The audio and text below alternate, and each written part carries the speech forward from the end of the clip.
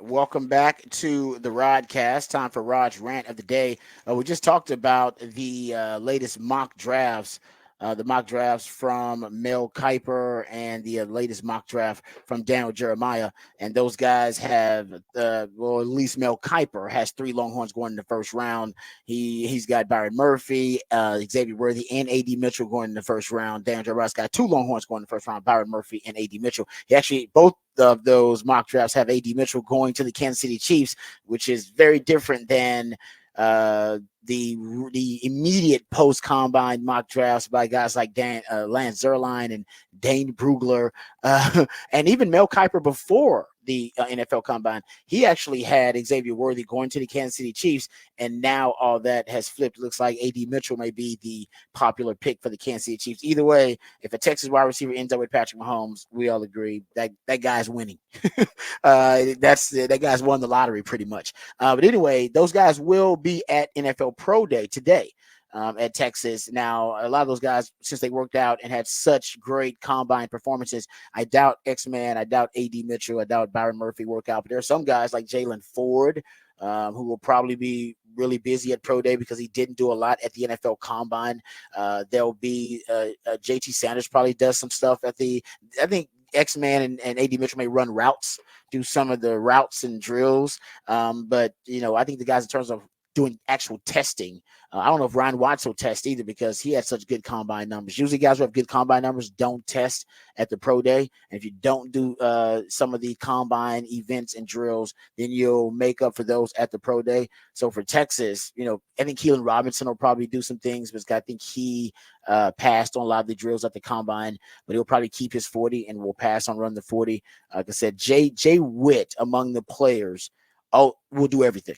He's probably the only guy I'm thinking of right now that'll do everything. Even Jalen Ford may come close because Jalen Ford only did broad jump and he only did the vertical. Yeah. But Jay Witt didn't do anything but interviews and I'm sure medical exams. And so he's got to do everything. Big day for Jay Witt. Jay Witt's got to run a fast time. He's got to look good. And he's going to be tired as hell. This is going to be like, it's going to be like an hour and a half, 2-hour workout for him because he's going to do every testing, drill. And he's going to go through individual drills with them, and then he's going to run routes. Yeah. So he's going to do everything. A lot of the guys coming, they're just going to do one or two things like, hey, man, I'm coming to do this, this, and this. And then I'll do some drills for the scouts. And then I'll go run some routes. He's got to do all of it. So the busiest guy at the pro day will be Jay Witt.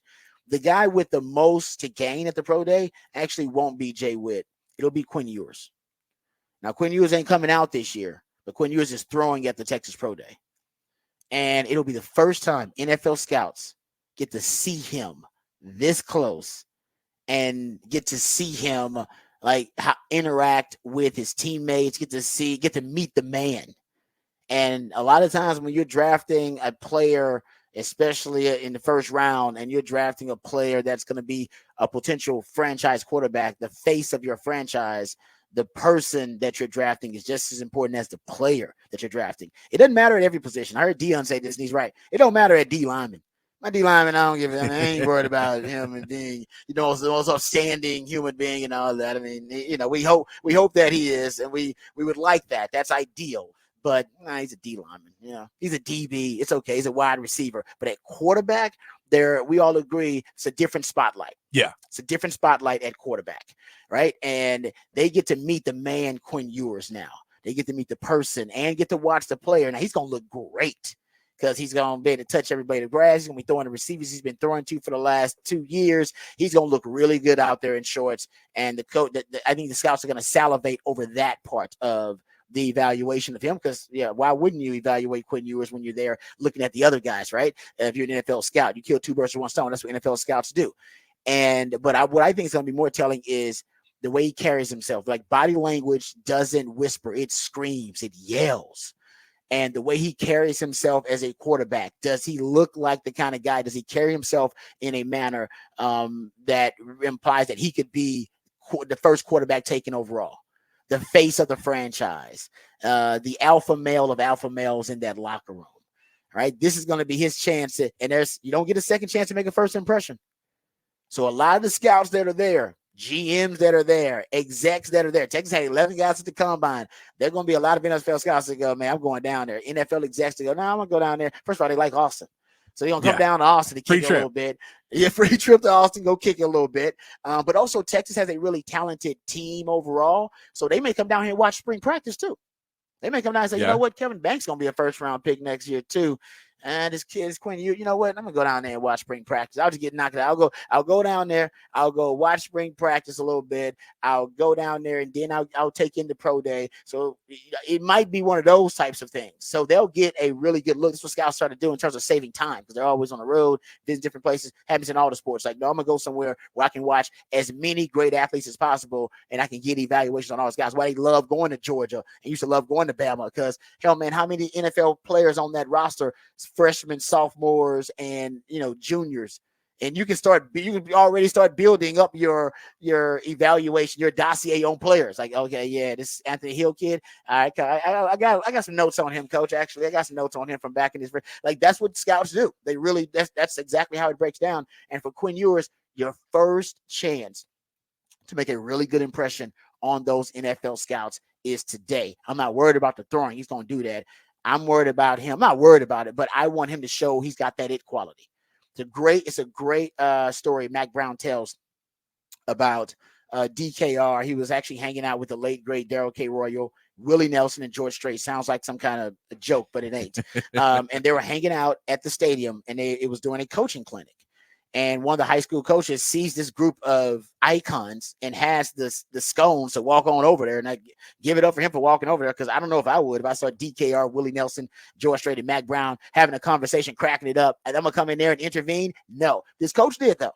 And he intervened. He said, Coach Darrell K. Royal, I love you. You're amazing. I want to be like you. How do I do it? How can I be like you? And Coach Royal told him straight up, if you have it, you'll make it. If you don't have it, you won't make it. And if you don't know what it is, you don't have a chance to make it. And Mac said that young coach just looked bewildered and stupefied and didn't say anything. He just kind of looked away and walked off. I guess DKR blew his mind. And Mac Brown says that DKR looked at everybody in the circle and said, hell, he ain't got it. And basically, like, that coach ain't got it. It took me 90 seconds to figure out, well, he ain't got it.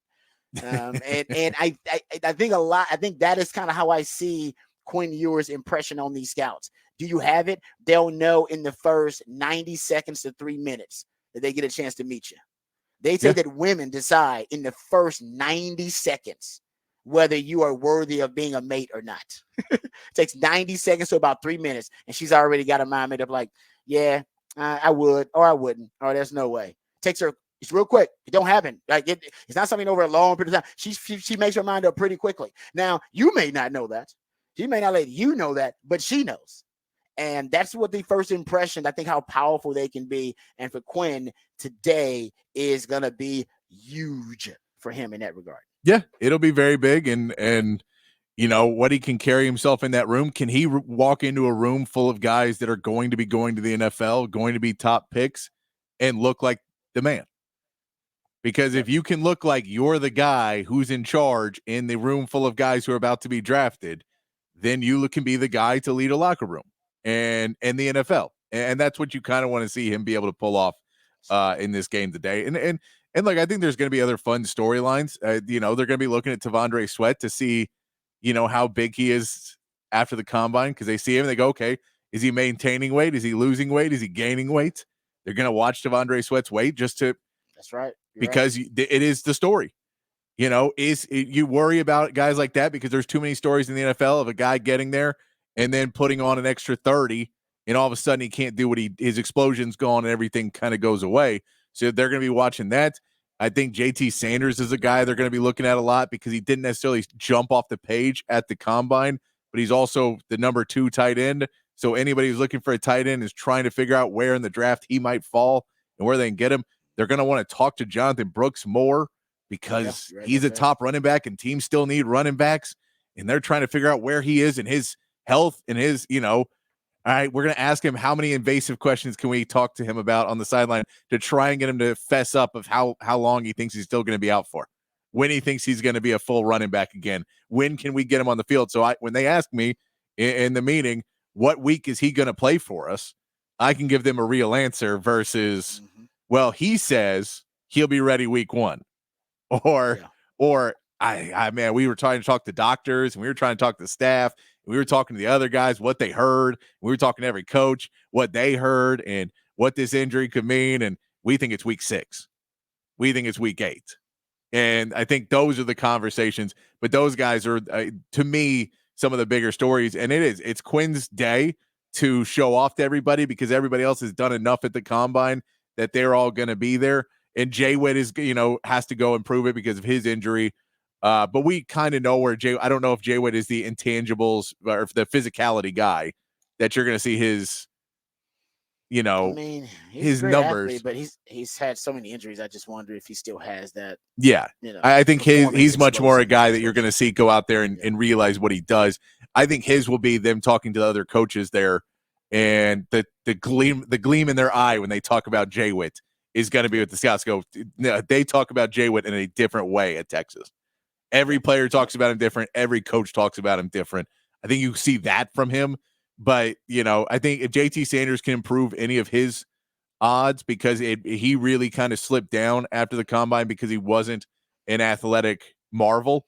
It's a good player, great player, can do all these things, but he's not the athletic freak on top of it. But that's just the fun storylines. You'll get to hear what comes out of it, and scouts then you'll hear the other side of scouts trying to, whoever they talk the most bad about after this, the most bad reports is the guy that everyone's trying to push back in the draft and steal later. Remember that, Texas fans, is if anybody's talked bad about, that's not necessarily a bad thing. That scouts trying to spread misinformation so that they can get the guy in the 3rd or 4th or 5th round or whatever it is. They call it a silly season for a reason. Yep. All right, we come back. We'll get into what the facts on the other side, some random factoids and stats from around the sports world. We'll share with you when we come back right here on the Rodcast featuring Patrick Davis on Lifetime Longhorn Rod Babers right here on the Horn.